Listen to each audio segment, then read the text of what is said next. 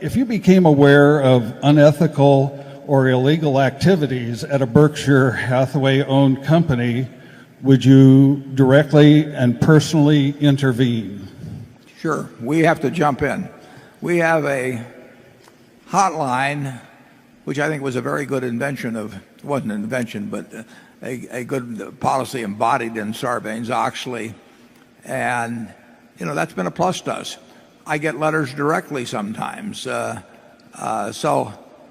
I want to hear about problems. You know, I hope somebody else has heard about them first and already gotten them solved. But if they don't get solved someplace else, you know, I want to hear about them. And we have an internal audit function, which is important at Berkshire.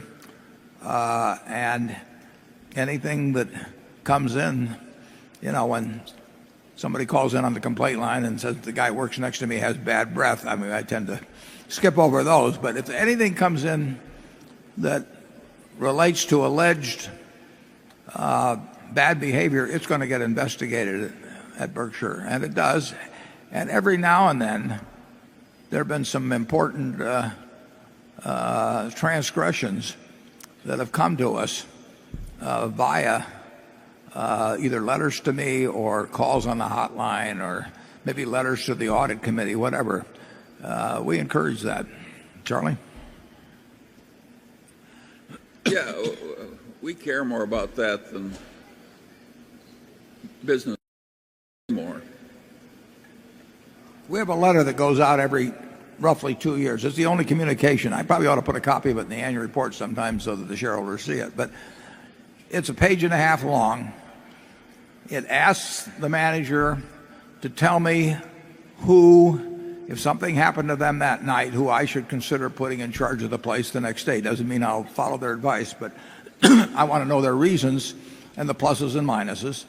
But it starts off basically, and it says, look, we've got all the money we need. We'd like to make more money. We love making money, but we don't have a shred more reputation than we need.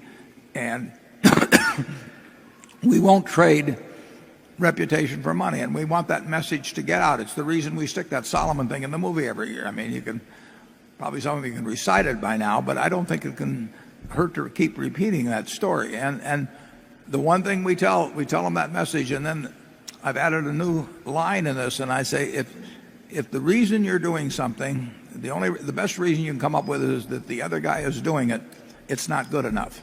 There's got to be some other reason besides the other fellow's doing it, or you're in trouble. And I tell them, call me if anything's questionable. If you think it's close to the line, give me a call.